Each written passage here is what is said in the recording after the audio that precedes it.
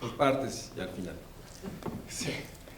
Hablamos de red y de sistema y no ponemos en tensión qué es una red y qué es un sistema. O sea, un sistema implica una serie de estructuras que comparten normas y una visión y un objetivo claro y que se articula, y la red es un grupo de elementos que generan estas mallas de protección, y las redes y los sistemas tienen que estar constantemente reforzados, vigilados, porque se van una red de pescador. Entonces, hablamos de red y sistema como cosas absolutas. No son cosas absolutas, hay que construirlas. Por eso es importante ese tipo de foros en que se reconoce la debilidad de las partes, porque una red, un sistema, es tan frágil como la parte más endeble de esa parte. Y hoy el sistema, o los sistemas y subsistemas, son estructuras que están muy debilitadas, y las redes requieren un gran esfuerzo. Y por otra parte, hay una agenda 2030 que estaba construida en función 2015-16 de una noción de un mundo que estaba comprometido a un esfuerzo multilateral.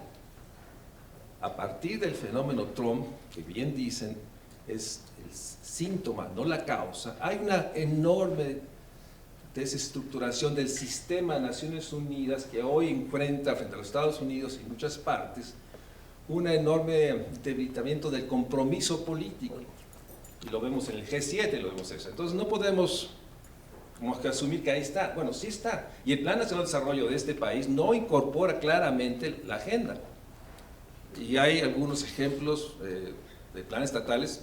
De Chihuahua para mí son los mejores planes estatales, pero tienen el enorme reto de la enorme fragilidad de las estructuras responsables de cumplir las metas. Entonces, ¿cuál es la razón? Pues una enorme realidad de una falta de convicción y de compromiso político para hacerlo. No es una cosa de recursos, no es un tema de gerencia, de administración. El sistema CIPINA está enormemente, voy a poner porque es mi amigo, sin embargo, sé de su esfuerzo, y un enorme desafío que tiene Ricardo, de que de pronto la estructura de gobierno que había diciembre del 18 es otra, y la Secretaría de Desarrollo Social ahora se llama Bienestar y hace otra cosa, y la Secretaría de Salud tenía una estructura llamada Seguro Popular y ahora no lo tiene. ¿Quién dijo? A ver, Katy, ¿qué dijiste?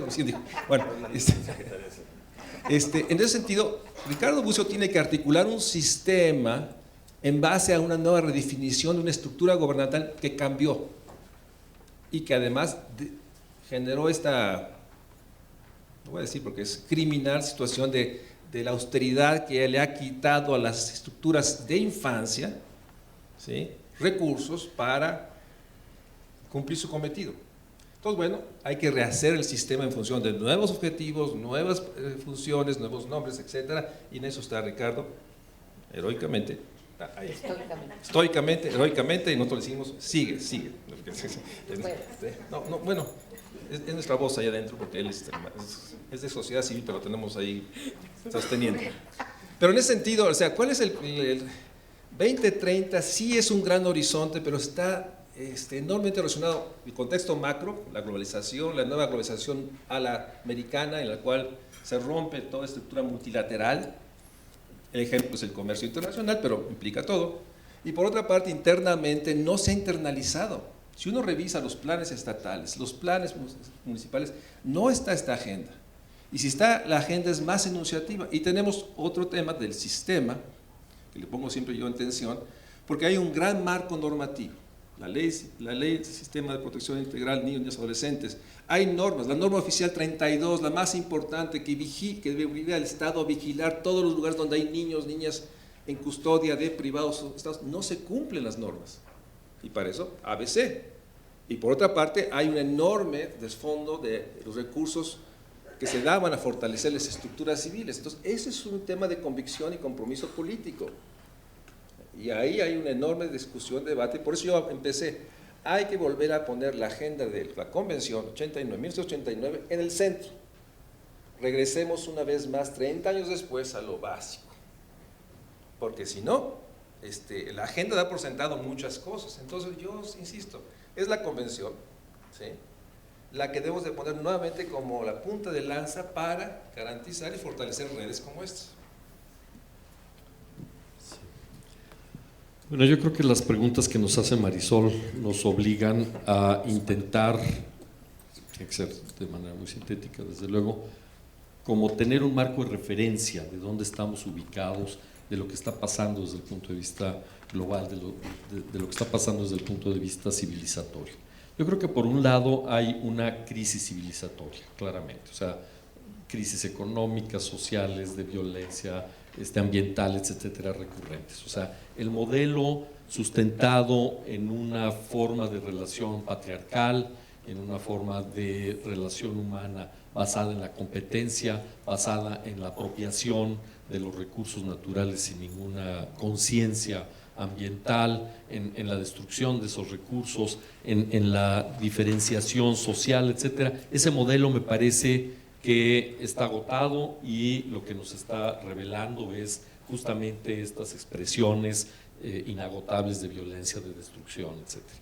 Por otro lado, tenemos un proceso de transformación acelerado con las nuevas tecnologías que está cambiando también el escenario de lo que va a ser el mundo en los próximos años y que, digamos, ambos procesos, el de la crisis civilizatoria y el de la transformación acelerada, nos están planteando unos desafíos que hoy no tenemos claro cómo enfrentarlos. A lo mejor en ese sentido la Agenda 2030 puede ser un elemento, una cierta luz, una cierta guía que nos ayude justamente a proponer formas de construcción de sociedad distintas. Pero me parece que un poco en otra dimensión de los objetivos del milenio, pero no deja de ser también un riesgo para la Agenda 2030. Este tipo de propuestas se olvidan de justamente el enfoque de derechos. Digamos, los derechos humanos, particularmente los derechos de niñas, niños y adolescentes, son un catálogo muy amplio y además es un catálogo que está permanentemente en un proceso de expansión y de crecimiento. Entonces, si nos quedamos con la visión útil, desde luego positiva y favorecedora, digamos, de la Agenda 2030, eventualmente perdemos lo que tenemos que estar defendiendo constantemente, que son todos y cada uno de los derechos de todas y cada una de las niñas, niños y adolescentes. Y ese proceso de construcción de los derechos es un proceso que estamos dando o que estamos intentando todos los días en todos los ámbitos. En las empresas, por ejemplo, adoptando códigos o compromisos de cumplimiento social o de responsabilidad social, en las organizaciones de la sociedad civil, estableciendo formas de relación distintas con la población con la que tenemos contacto, a nivel gubernamental, construyendo este andamiaje de sistemas, de leyes, de normas, de políticas, y a nivel de los mecanismos que vigilan la garantía, dando seguimiento a los diferentes procesos que se están dando. Nuestra propuesta como Save the Children es que hagamos un desarrollo centrado en la infancia, la idea de la gobernanza centrada en la infancia. Si pensamos efectivamente en toda la acción social orientada a garantizar todos y cada uno de los derechos para todas y cada una de las niñas, niños y adolescentes, creo que encontramos la fórmula de solución a todos los problemas. Porque si los niños tienen familias que les permiten recibir el afecto, la ternura, la educación, etcétera, esas familias van a estar bien económicamente. Si las niñas y niños tienen garantizado su derecho al medio ambiente, entonces socialmente vamos a desarrollar como sociedad las fórmulas para proteger los recursos naturales. Si garantizamos el derecho al juego, a la recreación, entonces las niñas y niños van a poder salir a la calle, ir a los parques con todas las garantías y con todas las posibilidades de estar bien y de disfrutar su derecho. Y esa seguridad, todas las medidas que van a estar involucradas en esa garantía de derechos, por supuesto que nos van a beneficiar a todos. Entonces, sintetizaría, yo creo que necesitamos ubicarnos en este contexto complejo que no estamos reflejando pues, en las políticas, no estamos reflejando en la transformación, no estamos reflejando en nuestra práctica, y creo que lo que tenemos que hacer es que este propósito tenga siempre presente y tenga como prioridad el interés superior. Eso lo tenemos ya reconocido constitucionalmente, pero tiene que ser más que un reconocimiento constitucional, tiene que ser una práctica específica en cada una de las acciones, en cada uno de los quehaceres que enfrentamos como gobierno, como sociedad, como academia, como construcción de pensamiento, como sistemas. Muchas gracias. Simplemente quisiera resumir algunas ideas. Primero, que detrás de una agenda que podría construir un grupo de instituciones que desee trabajar en red o que desee cumplir un objetivo, hay algunos elementos que se mencionaron. Primero, que debe existir una hoja de ruta, que la agenda se articula en diferentes niveles, la agenda política, la agenda presupuestal, que debe mediar una evaluación, aunque debemos ir más allá de los indicadores, y que debe haber una visión muy clara de hacia dónde ir. Ese es en la parte teórica, de cómo podríamos construir una agenda. Pero después hay una serie de inhibidores o retos que también se han mencionado que puede enfrentar cualquier red que quiera trabajar. Y entre ellas tenemos, por ejemplo, que hay que desmontar algunas perspectivas, que es importante articularse correctamente. La no articulación es un reto fundamental, que puede haber visiones parciales. La visión compartida parecería un prerequisito para poder transitar a través de una agenda que tenga visos de poder ser exitosa, que hay que volver muchas veces a los básicos y probablemente también tener una agenda de mínimos o construir una agenda de mínimos sobre las cuales después puedas ir haciendo incrementos en los resultados y entender claramente el contexto. Voy a pasar a mi siguiente pregunta, y es, desde esta perspectiva de redes y sistemas, ¿cómo vincularse entre actores e instituciones? Si lo consideran oportuno, tal vez valdría la pena que nos diesen algunos ejemplos concretos desde sus ámbitos de trabajo de vinculaciones exitosas y vinculaciones no exitosas, porque a veces aprendemos más de los casos de fracaso que de los casos de éxito. Gracias.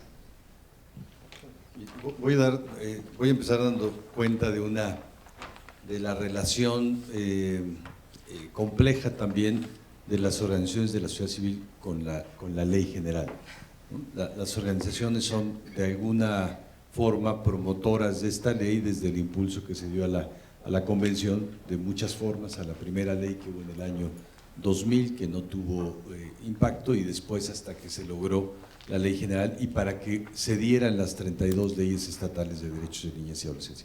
Pero también cuando se dio el debate para la ley general y para su aprobación, fueron también organizaciones de la sociedad civil quienes fueron las principales opositoras, y en algunos estados quienes quisieron impedir que se aprobara la ley de derechos fue sociedad civil organizada desde una visión claramente patrimonialista de los niños, ¿no? Los niños son míos, con mis hijos no te metas, no hay que meterse a los contenidos educativos, el Estado no tiene que tomar decisiones sobre la vida de los niños, etcétera. Este proceso además no lo hemos dejado de ver. Yo estuve hace una semana todavía en Chihuahua y hay un proceso ahí en el Congreso para hacer la prohibición del castigo corporal, un tema complejo, y hay una iniciativa presentada por organizaciones de la sociedad civil que dice cómo tienen que ser, bueno, que se tiene que garantizar, claro, el derecho de corrección de los padres y cuáles deben de ser los métodos de castigo corporal a los hijos, ¿no? Año 2019. Y eso no lo vemos solo en un estado, lo vemos en un estado, en otro estado, en otro estado. Entonces, esto es para decir, la sociedad civil tampoco es homogénea y hay una visión diferenciada, porque cuando hablamos de derechos y de integralidad, entonces tenemos las organizaciones que se dedican expresa o directamente al cuidado o algún tema de salud, educación, desarrollo en general, pero también tenemos las de derechos humanos que históricamente no han visto los derechos de las niñas. Tenemos las de derechos de las mujeres, que van incorporando lenta y difícilmente a las niñas y a las adolescentes como parte del grupo de mujeres. Tenemos a las de medioambientales que promueven que los niños aprendan, pero no promueven que se trabaje expresamente contra los efectos de un medio ambiente sano, pues tan vulnerado como ahora tenemos, en contra de las niñas. Sí, tenemos una multiplicidad de agendas de las organizaciones en donde se reproduce este fenómeno que está en las instituciones públicas. No se ve a los niños y a las niñas, ¿no? En la mayoría. Entonces uno podría pensar, hay un mundo de organizaciones que trabajan por niños, niñas y adolescentes. En realidad no. Sí, son muchas, pero padecen, digamos, la misma perspectiva de la organización política. Me parece, están fragmentadas, hay una visión parcial, solo se ve un tema en particular, esta enfermedad, este tema de desnutrición, esta cuestión, y claro, para tratar de tener mayor efecto en esas agendas, gobiernos y organizaciones tratamos de enfocarnos en ese punto en particular. El tema, bueno, pero doy una perspectiva en sentido contrario. Se hizo una agenda para el cumplimiento de la ley general con los estados, y ahí había una serie de cuestiones: hay que hacer el reglamento, instalar el sistema, cambiar la procuraduría, etcétera. Y uno de los temas era incorporar a las organizaciones de la sociedad civil en los sistemas, y otro, crear consejos consultivos ciudadanos. Hay una primera relación de 20 temas, quizá de 20 temas que tenían que cumplir los estados, que cumplieron más o menos todos, y los que tuvieron menos cumplimiento por parte de los estados fue incorporar a la sociedad civil en los sistemas y crear los consejos consultivos ciudadanos, ¿no? Digamos, el gobierno tiene esta perspectiva también muy compleja de relación con la sociedad civil, salvo en algunos estados. Creo que Chihuahua tiene 10 personas en el consejo, en el CIPINA estatal. Algunas leyes no dijeron cuántos, algunas leyes dijeron una persona. Hay 30 miembros de gobierno, una persona de la sociedad civil, y algunos no hacen el proceso de incorporación después de 3 o 4 años.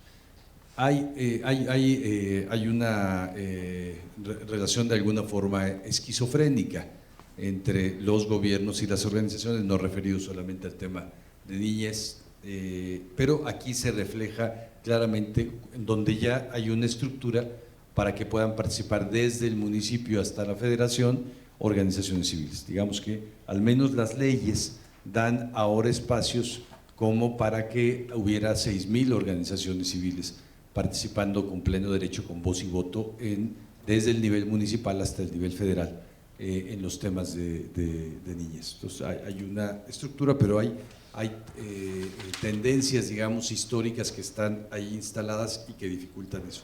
Y hay una parte de la sociedad civil que no es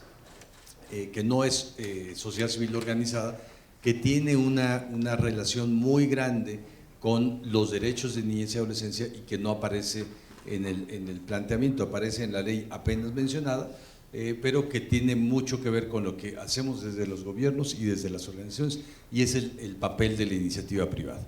La iniciativa privada produce desnutrición, vende obesidad, vende sobrepeso, vende violencia, vende sexismo, vende machismo, vende muchísimas cosas.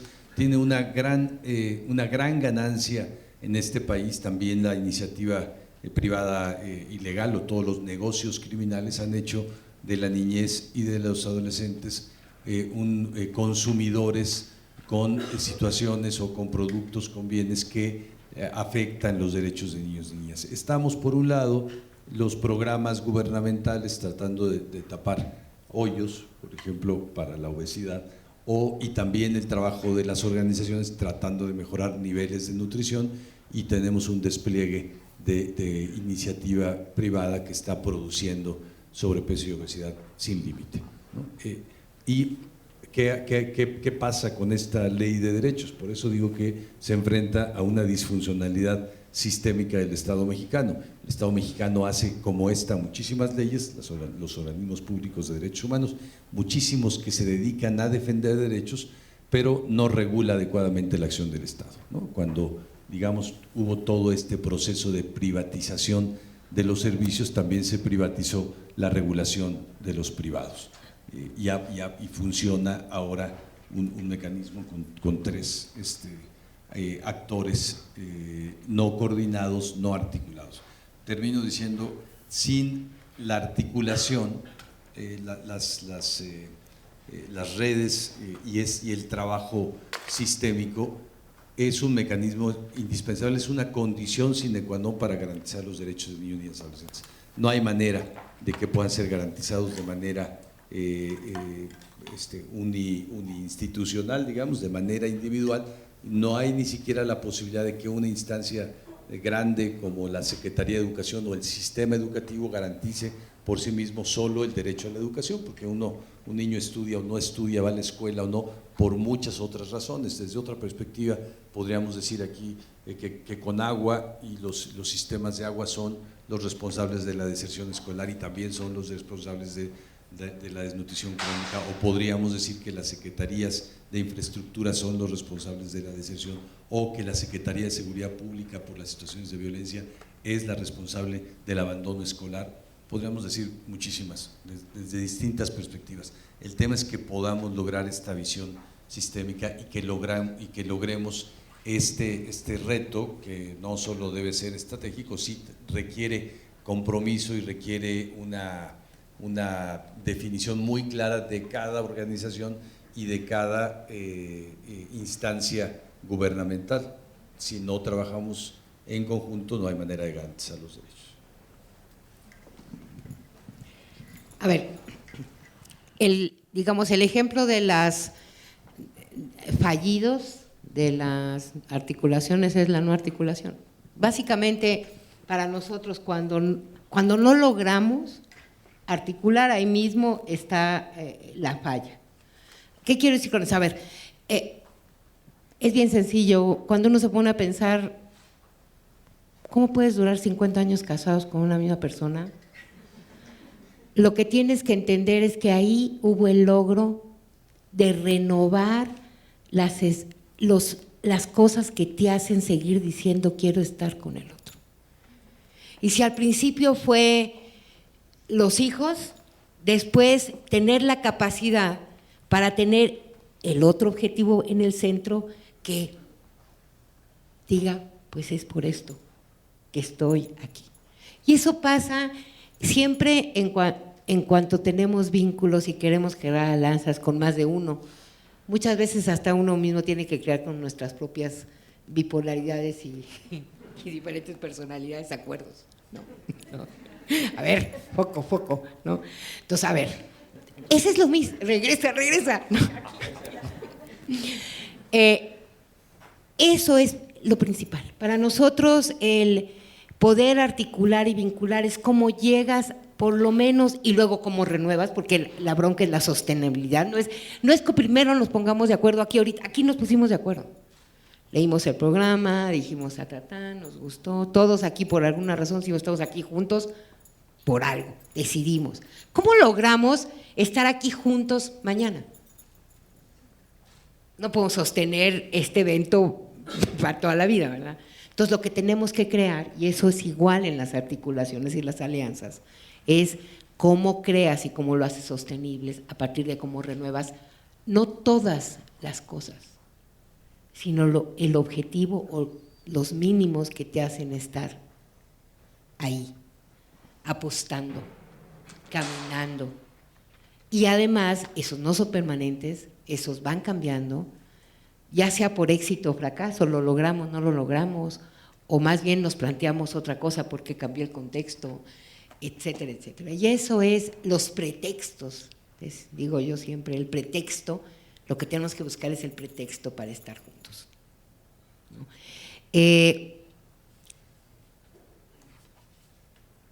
¿Qué hacemos en la comisión desde la parte institucional con estos pretextos? De entrada, naturalmente coincido en lo que nos plantea Ricardo. Las organizaciones, todos somos parte igual de la misma sociedad diversa, no somos homogéneos, no tenemos las mismas plataformas, pero generalmente a la comisión ya llegan como ya hay una primera coladera. Bien difícil, sí, porque hay maneras de aproximarse igual a esta visión de derechos que son diversas, digamos, tienen diferentes niveles, ¿no? Pero generalmente llegan las que más o menos derechos humanos les suena más allá de defendemos de criminales, ¿no? O sea, para empezar, ¿no? Entonces ahí ya tenemos una coladera que nos hace un primer vínculo mucho más fácil. ¿Qué es lo que hemos estado trabajando mucho? Y son diferentes los niveles de articulación. Tenemos articulaciones con academia, porque tenemos una revista que es muy criticada que se llama Métodos y todo el mundo quiere publicar ahí, y tenemos cuerpos académicos que se dedican a generar conocimiento, que están ahí o en otras cosas que la misma comisión ofrece.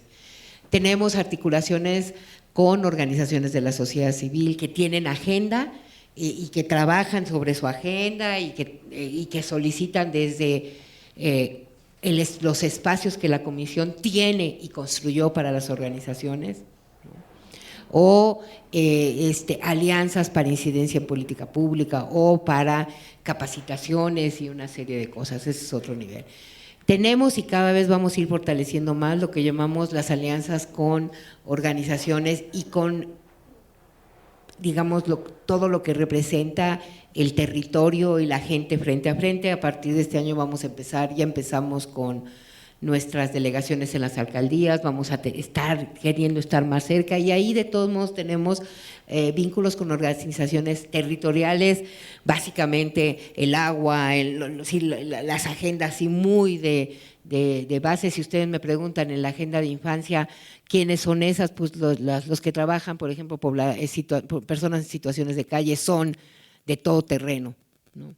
Por dar un ejemplo, y esos son también otro, digamos, vínculo de relación. ¿Qué hacemos con esto también? Hacemos articulaciones con el gobierno.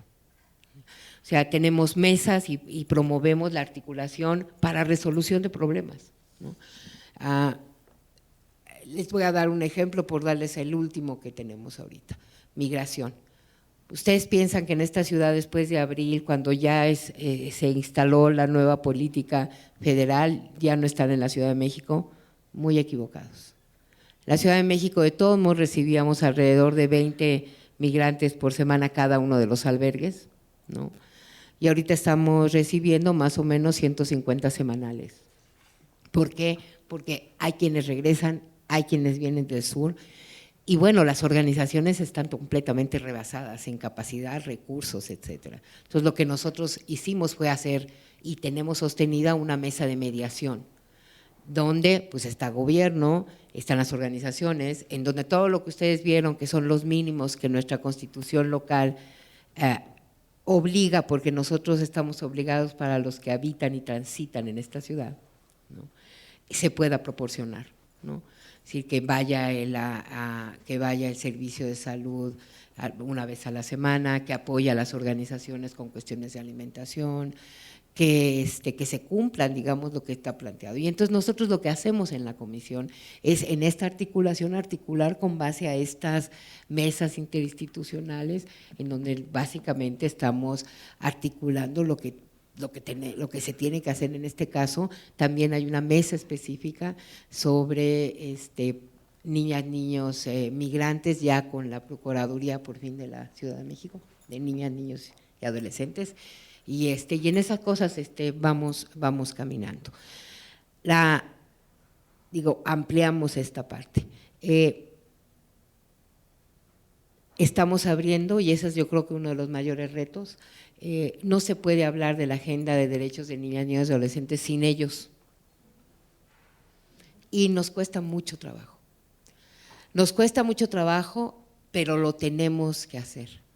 Estamos preparando un informe especial sobre el artículo 12 y 19 de la Convención de Personas con Discapacidad, que es el de autonomía y el de representación jurídica, ¿no? y tuvimos por primera vez, y es único en la región, una consulta con niños y niñas con discapacidad, algunos de ellos instituciones que llevaron las gentes de las instituciones, y sí se puede. Consultamos a los niños y a las niñas con discapacidad psicosocial. Y naturalmente también con niños y niñas con otras discapacidades, haciendo el esfuerzo que nos compete para poderlos oír. Y yo creo que ese es uno de los grandes retos. La otra, en la fórmula de articulación, en esta agenda, es lo que estamos haciendo con la interseccionalidad. Este nuevo conceptillo, ¿no?, digamos, va y está creciendo alrededor de lo que antes llamábamos transversalidad. Es decir, tiene mucho más que ver, no tanto en que tengas una mirada de que en todos lados están los niños, ¿no?, también, ¿no?, sino que tengas una mirada interseccional en cuanto al abordaje de derechos. ¿Qué quiere decir esto? Pues eres una niña, pero si eres una niña pobre, pero si eres una niña pobre, indígena, pero si eres una niña pobre, indígena y con discapacidad, la visión tiene que ser diferente en abordaje, ¿no? Y entonces lo que estamos haciendo es no nada más tener ya reuniones y alianzas con las organizaciones que trabajan niñas, niños y adolescentes, sino, por un lado, tener las reuniones y las articulaciones con las organizaciones de niñas, niños y adolescentes con esta visión interseccional, y además entonces también convocar a las otras agendas, organizaciones de personas con discapacidad, organizaciones que trabajan comunidades indígenas, organizaciones que trabajan otras agendas, ¿no?, y que tenemos que meterles entonces la visión de interseccionalidad y trabajar con ellos, niñas, niños y adolescentes, aunque no sean de la agenda de niñas, niños y adolescentes. Y creo que esa es una parte fundamental, nos ha servido para articular mucho más y nos sirve para transitar sobre algo que aquí ha sido repetido reiteradamente. A ver, tenemos un problema que es una visión actual, también antes, pero cada vez más centrada en no centrarse en niños. O sea, se cree que si hacemos políticas públicas generales, estas van a llegar a los niños, y entonces esto está y puede causar más retrocesos o detener lo que estábamos avanzando con relación a los retos que ya hemos mencionado. Entonces, eso es un desafío, lo tenemos que hacer en conjunto y lo tenemos que hacer muchos y muchas, y desde muchas áreas. La otra es una percepción también que además está sustentada en nuestras mismas visiones de cuánto nos queda todavía después de 30 años de la Convención en cuanto a reconocer que los niños y las niñas son sujetos de derecho, ¿no? Entonces seguimos teniendo una visión que todavía se debate en lo privado y en lo público, ¿no?, que todavía se debate entre que si son o no son susceptibles de entender, ¿no?, o de reconocer, o una agenda, como lo decía Alfonso, que no entiende que la agenda de infancia es una agenda de desarrollo, es una agenda de gobernanza, es una agenda de construcción de la democracia, no es una agenda de cuidemos a los chiquitos, eso es aparte, sí, hay que cuidarlos, ¿no?, pero esa es la agenda y esas son las dimensiones, y creo que ahí tenemos que avanzar muchísimo, y tenemos cada vez además más retos. No hemos tocado aquí que cuando se crearon la Agenda 2030 y se discutió todo lo que tiene que ver con el mundo cibernético, y que hoy es parte fundamental como un espacio de garantía de derechos y protección de niñas y niños, todavía no se dimensionaba a las dimensiones que estamos frente. Y déjenme cerrar con un ejemplo muy actual de cómo y qué tipo de cosas y qué nos corresponde a nosotros, y cómo hay expresiones que tenemos que empezar a entender. Hace 3 semanas tenemos con lo que hoy se llama el movimiento de la diamantina rosa mexicana. Yo sí quiero decirles una cosa: si alguno de ustedes conoce el verde de las mujeres por el derecho a decidir en Argentina, bueno, la dimensión de la diamantina rosa mexicana es global. O sea, como símbolo contra la violencia contra las mujeres, es un símbolo ya global. La mayoría de las cosas que vimos, de las cosas que más causan como desconcierto, por decir menos, ¿no?, fueron las expresiones que tenían en su mayoría adolescentes y muy jóvenes mujeres. Más allá de valorar, lo que tenemos que entender es que de dónde vienen esas expresiones. Primero, de una situación que requiere sí que se diga. En esta ciudad, el 80% de las mujeres reporta en la última encuesta de violencia que ha tenido un episodio de violencia en la calle. El 8 de cada 10 de nosotras. En el metro, en la calle, en el espacio público, en el parque, algún nivel. De esas dimensiones estamos hablando, ya no hablemos de las otras categorías de violencia. Es decir, hay una situación que es comprensible de decir, pero ¿qué pasa con estas adolescentes y jóvenes? Pues que ya no aguantaron. O sea, están enojadas. Porque finalmente pues hay un Estado fallido, eso se los digo. Entonces, ese es un primer planteamiento. El segundo planteamiento es, no vienen, a ver, esto no es nada más solitas. Eso lo vemos ahí. Pero cuando lo vemos en su conjunto con los adolescentes y jóvenes, más del 50% de este país pobres, más del 50%, es decir, todos expuestos a que somos felices por lo que consumimos y con papás con sueldos precarios y con ciudades que te absorben 4 horas de trayecto de tu vida. Eso, hagámonos cargo, está ahí. Y lo de final es nuestra obligación, la de nosotros. Con un esfuerzo triple, porque yo voy a cumplir 60 años. No soy nativa digital. Ni modo, hermano, no. O sea, un esfuerzo porque no entendemos, tenemos que descifrar ese idioma. La obligación de entender eso es de nosotros, de los adultos. Es nuestra responsabilidad. Y creo que ese es el gran reto y qué bueno, ojalá sigamos en este tipo de reuniones, sigamos en este tipo de alianzas, construyamos lo que tengamos que construir, pues para tener un mundo mejor.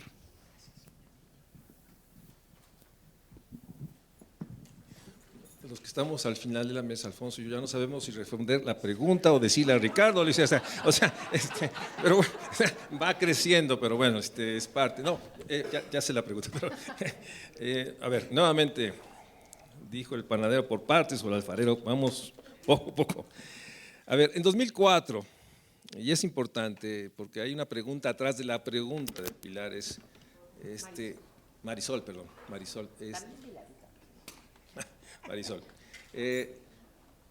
Cuando hablamos de sociedad civil, ¿de qué hablamos? O sea, ¿de quiénes hablamos? Hablamos de organizaciones que tienen su CLUNI y tienen realmente una capacidad para inscribirse ante las juntas de asistencia privada, etcétera. Esa es una parte de la sociedad civil, ¿no? Y que además tiene una enorme capacidad de gestión o de solidaridad empresarial, como la que está aquí, y habla de esta asociación virtuosa. Lamentablemente son muy pocas en el país y muy desigual, heterogéneo. Este país es un país enormemente desigual en todo y diferente en todo, pero también en dónde están las organizaciones de la sociedad civil con las capacidades para tener visión, misión, objetivos, recursos y enfrentar la enorme complejidad y estar invirtiendo en los cómo logramos integrar, cómo logramos rehabilitar. Y la otra sociedad civil, la que dice aquí Nayeli, que me acabo de enterar que no va a cumplir 50, yo pensé que era… ¿Cómo 60? No, hombre, no me digas eso. Nayeli, que es la otra sociedad civil, los individuos que de pronto ante una situación se indignan, se enojan y generan una rabia colectiva que se expresa. Sin duda son muchos más los que tienen la rabia y no caminan en la calle, por muchas razones. Entonces, es importante nuevamente poner en el centro. Este país tiene una ley de fomento de actividades de la organización de sociedad civil 2004 que está abandonada. O sea, un Estado hace los principios del siglo XXI pensó que era obligación del Estado promover la organización de la sociedad civil para construir, ahora decimos tejido social, pero después cambió y hoy tenemos el otro paradigma, por usar una palabra de fin de semana, de que no, la sociedad civil debe hacerlo solo y todas tienen una visión, pues como lo dijo, ¿no? de corrupta y demás, ¿no? Ya ha generado una reacción brutal, porque no es cierto, y hay una indignación y enojo. Y ante eso tenemos esta realidad de que no podemos ocultar la enorme diversidad de opiniones y visiones que convivimos. Gente que tiene esta noción de que sí, la casa es el espacio privado y nadie puede entrar. Y si hay violencia, es un asunto de la familia. Y existe, y hay que tenerlo enfrente porque hay que enfrentarla. No asumir que esto es un asunto de cumplir la ley. Hay un debate ideológico, moral, que hay que dar y hay que sostener, no podemos ir silenciosos. Hay un enorme proceso de discriminación, de xenofobia, de rechazar la diferencia de todo tipo. La diferencia de creencia, la diferencia política, la diferencia sexual, que además genera una enorme diversidad de organizaciones. Qué bueno, para eso es la democracia, para que haya un proceso. Pero finalmente la pregunta es ¿por qué tenemos tan poca organización de sociedad civil? Y tiene que ver con una realidad de una ciudadanía, jóvenes que marchan en la calle y pueden salir y apoyar el temblor y después se retraen porque no encuentran canales. Entonces un poco esta parte de experiencias exitosas son aquellas que yo creo logran generar una indignación, una rabia, una causa que les permita generar movilización, organización y que hay que estar reactivando. Por eso construir redes es tejer y tejer y volver a tejer donde se rompan y volver a articular. Es un proceso constante, las redes que se construyen como las que ustedes tienen aquí. Y en ese sentido, lo que sí es una realidad es que hoy enfrentamos una enorme crisis en términos de que el Estado mexicano tiene un marco jurídico y tiene hoy un gobierno que va a transformar ese marco jurídico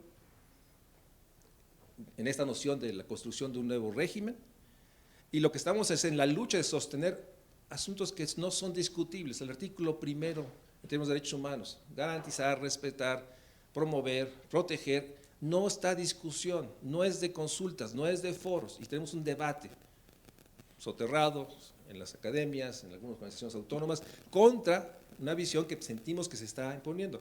Pero el debate está en las 32 entidades también, porque hay mucha presión ante la ola de violencias de penas máximas, volver a castigar todo como crímenes de alto impacto. Entonces, cualquier persona emite una factura errónea a la cárcel. Es una visión de un Estado enormemente autoritario y brutal. Bueno, entonces, en este debate hay que ubicar esto, no podemos hacer ajenos a la coyuntura donde está. Por eso es tan importante esta reunión, porque debe haber, ojalá hubiera distintas organizaciones, una al mes, Xochitl va a ser la suya, ¿no? Porque necesitamos activar y discutir, debatir abiertamente con una visión crítica lo que nos une y lo que nos diferencia, cuáles son los puntos mínimos de acuerdo y cuáles son los puntos que, con respeto y tolerancia, sabemos que no hay acuerdo, pero no asumir que somos homogéneos. Y en ese sentido, bueno, esa es la coyuntura actual y la enorme dificultad, desafío, reto, pero también oportunidad de reiterar lo obvio, lo básico. Por eso reitero, la convención, el artículo primero, y no lo digo como eslogan, ni un paso atrás en esas dos cosas, ni un paso atrás. Sí. Voy a seguir un poco en la tónica de Mario Luis, intentando responder las preguntas que nos hace Marisol. Ella nos plantea, bueno, ¿qué pasa con las organizaciones de la sociedad civil? ¿Por qué pueden finalmente prosperar? ¿Por qué las redes? ¿Qué podemos lograr, ¿no? En ese sentido.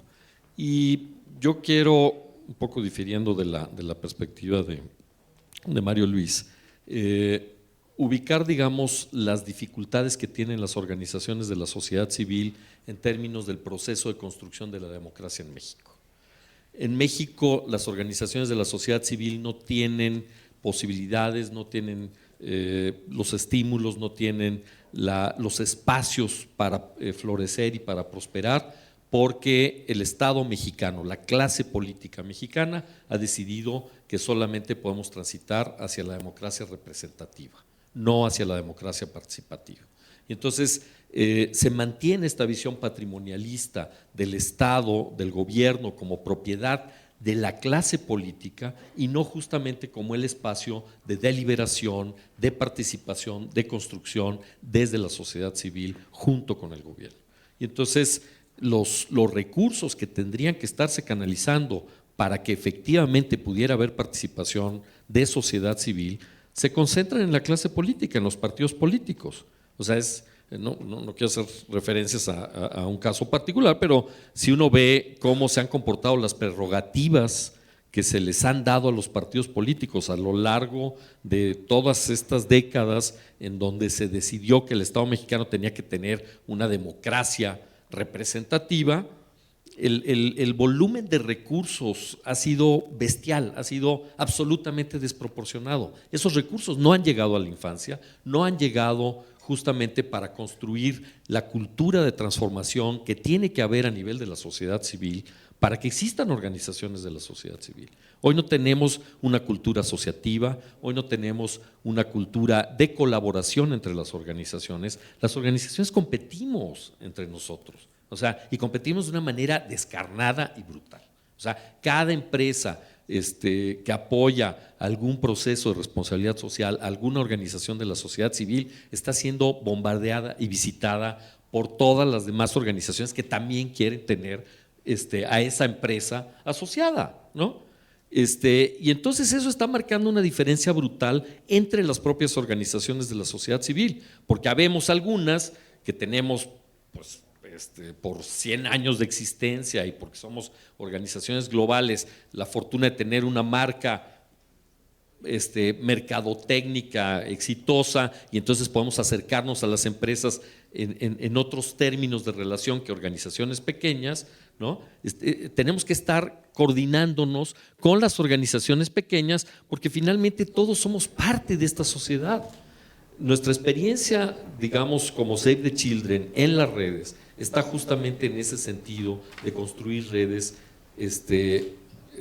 digamos, horizontales, no redes que se definan por el peso que tienen las organizaciones más grandes. O sea, tenemos que construir redes o espacios reticulares en donde cada organización autorreferenciada nos diga el valor que tiene la diversidad, el valor que tiene atender una causa por más sencilla que parezca, ¿no? Porque eso justamente es lo que le da valor a la sociedad. En la medida en que perdamos esa diversidad y se mantenga esta estructura de una democracia simplemente representativa, no vamos a poder avanzar y no vamos a poder hacer de las redes espacios exitosos. Entonces, nuestra posición tiene que ser ante el Estado, ante el gobierno, de desmontar esta visión patrimonialista que existe desde la creación del sistema político mexicano. No ha cambiado, o sea, no es reciente, es una inercia que no nos hemos logrado quitar como país. Entonces, que podamos efectivamente transitar a espacios de deliberación participativos. Eso lo hemos intentado también desde diferentes organizaciones. Difiere un poco también con Mario Luis en el sentido de que la ley de fomento a las actividades que realizan las organizaciones de la sociedad civil está muerta.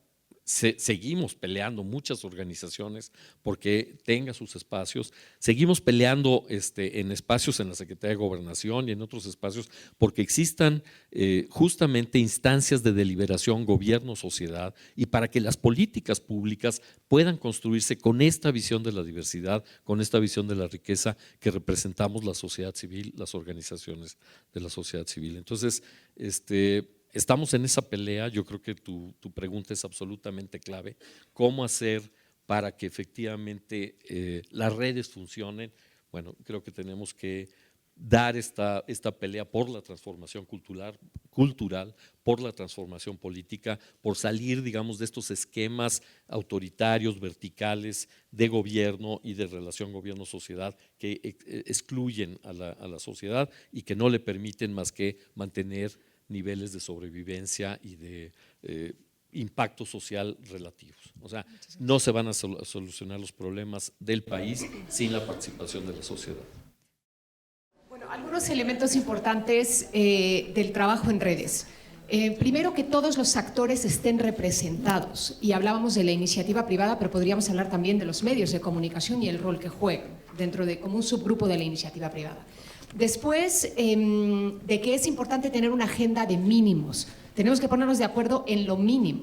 Alejarnos de las visiones patrimonialistas que no son exclusivas de uno de los subgrupos, no son exclusivas ni del sector público ni de las organizaciones de la sociedad civil. O sea, si no vamos con generosidad a la construcción en favor de un objetivo común, va a estar muy difícil que logremos trabajar en redes de una forma sistémica. La misma interseccionalidad de la que hablaba Nayeli nos lleva a determinar cuáles son los grupos que tienen que estar sentados a la mesa. Y tampoco significa que estemos todos todo el tiempo trabajando en lo mismo, sino que la perspectiva de todos los actores tiene que estar incorporada. Todos todo el tiempo en lo mismo es muy poco eficiente. Simplemente hay que entender que hay diferentes niveles para la interlocución. Y luego me quedaría con la última idea y que me parece fundamental, y es la parte esencial del enfoque de derechos, y es que el sujeto tiene que ser el centro de cualquier intervención y cualquier trabajo en red. No podemos estar diseñando un trabajo en red con una serie de objetivos a un nivel muy alto cuando no estamos trabajando con el sujeto de derecho. Nos quedaba una ronda más, no tenemos más tiempo, pero quisiera saber si existen preguntas del público. Les pediría, por favor, preguntas muy breves para que pueda participar el mayor número de personas. Muchas gracias. Tenemos una pregunta allí, por favor.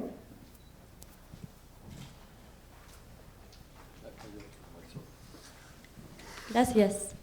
Buenos días, soy Marcela Urraca, trabajo en Imaginalco, en el municipio de Malinalco, y en este municipio, que es muy pequeño, resulta que hay muchas organizaciones y estamos tratando de hacer una red, pero la verdad es que no hemos podido pasar mucho de juntarnos y quejarnos de lo mal que está el gobierno local, etcétera. Entonces mi pregunta es si tienen algún ejemplo o alguna serie de ejemplos concretos de redes que funcionen sobre un territorio específico. Sé que en Juárez hay un gran ejemplo, pero algunas otras y quizá en ciudades o territorios más pequeños que puedan servir como referente para que nosotros digamos, vamos a seguir esos pasos. Gracias.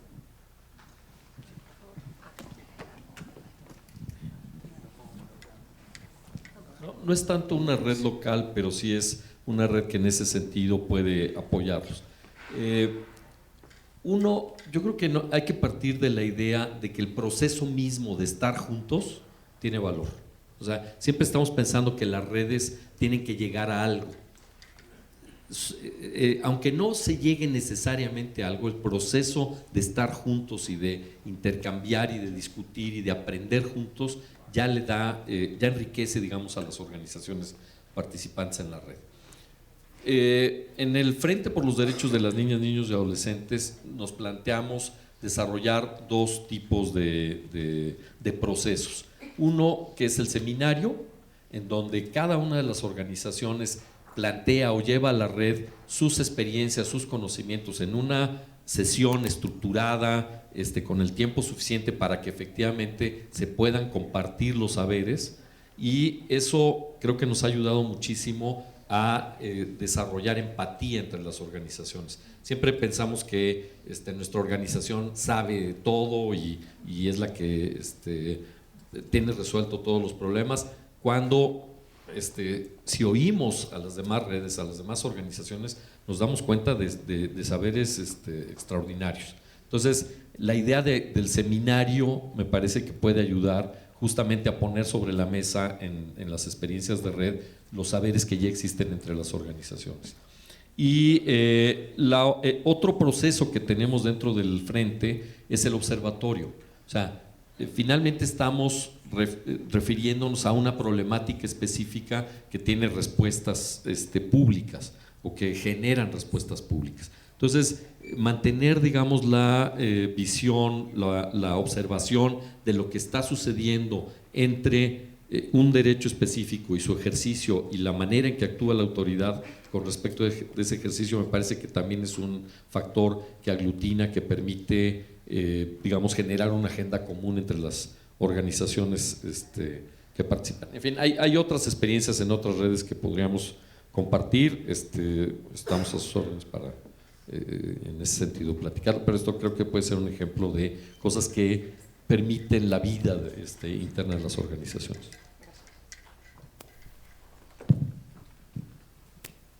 Solo, perdón, añadir una cosa, hay muchas, sí hay mucha experiencia. En algún momento dado, hace unos años, las fundaciones comunitarias eran una manera de localmente trabajar redes, después han tenido otras perspectivas, pero creo que una buena cosa sería, yo invitaría a Laura Sarví de Álvarez y Casa a tener una reunión allá con ustedes, seguro va, y ayudarles a pensar cómo hacerlo. Sí, buenos días. Soy Álvaro, participo en la Fundación Dibujando Mañana, haciendo ahí nuestro granito de arena en todo este sentido de responsabilidad social. Primero que todo, pues felicidades a ustedes, a cada uno de ustedes por la gran labor que están haciendo para la sociedad y para el beneficio de todos los niños y niñas y jóvenes de nuestro país, para sus derechos. Felicidades a cada uno. Una pregunta muy concreta, mencionaste, Alfonso, que pues cada organización está como que trabajando y haciendo su lucha como sus sistemas, ¿verdad? Para tratar en un mismo sistema, tratar de lograr el objetivo para lo que estamos todos aquí, que es el beneficio de los niños y niñas de nuestro país. Aquí la pregunta concreta es, medio lo mencionaron por ahí, pero ¿cómo integrar y cómo unirse? No sé si hay algún responsable que vea todo, vea la parte gubernamental, la parte del sector privado, las organizaciones, tema de todo el aspecto. Está bastante complejo, como dijeron, buenos sistemas, pero está bastante complejo para integrarlos. ¿Cómo hacerle para poderlos integrar? O sea, ¿habrá un responsable o algo que pueda unirlos para poder, de alguna manera, como subsistemas, trabajar juntos para el sistema?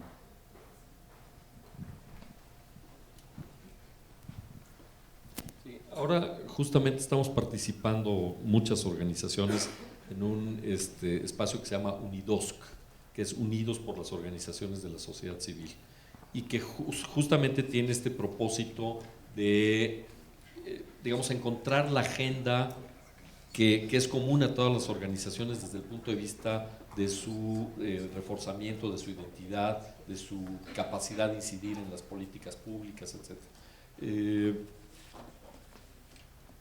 Digamos, no tenemos las cosas tan fáciles, o sea, sí estamos enfrentando justamente estas reservas que existen de visión patrimonialista con respecto al Estado, que sigue sin aceptar la necesidad de la participación de las organizaciones de la sociedad civil. Pero creo que, digamos, este tipo de proceso, el de la red de redes, creo que puede ayudar mucho para lograr estas articulaciones, una visión mucho más uniforme de hacia dónde queremos ir. Hemos estado trabajando, por ejemplo, en caracterizar al sistema político, a la relación gobierno-sociedad, a las políticas públicas que hay en materia de fomento o de apoyo a las organizaciones, en dónde están los obstáculos, las restricciones para el funcionamiento de las organizaciones, y hemos estado tratando de generar también una presencia nacional, o sea que la red de redes no centralice, digamos, o se centralice en las organizaciones que están en la Ciudad de México, sino que también recupere y le dé juego o posibilidades a procesos autogestivos de organización de las organizaciones en sus estados, etc. Yo entiendo que no es la única red de redes que existen, es en la que estamos participando nosotros, pero sí se están dando esfuerzos en ese sentido en diferentes ámbitos. Llama la atención que están compitiendo a veces entre sí las organizaciones. Llama la atención. Claro, porque, a ver, lo que hacemos las organizaciones es prestar bienes, o más bien, producir bienes y servicios socialmente necesarios. O sea, que tengamos un modelo para la atención de las niñas y niños que están en albergues privados, ¿no? Bueno, ese es un concepto, es un servicio, es un modelo que se puede replicar. Si no tenemos, digamos, esta relación con el Estado, reconociendo esos modelos y adquiriendo esos saberes, entonces tenemos que buscar los recursos en donde está, que son generalmente las empresas. En muchos países la transferencia de recursos públicos a las organizaciones es muchísimo mayor que la que hay en México.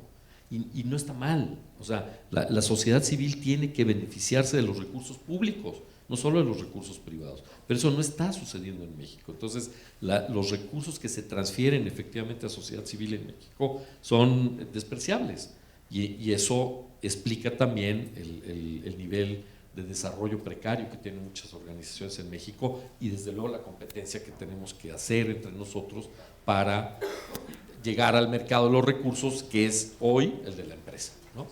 Gracias. Bueno, lamentablemente se nos acabó el tiempo. Quiero de verdad agradecerles a todos ustedes y por su presencia, por todos los conocimientos que nos compartieron.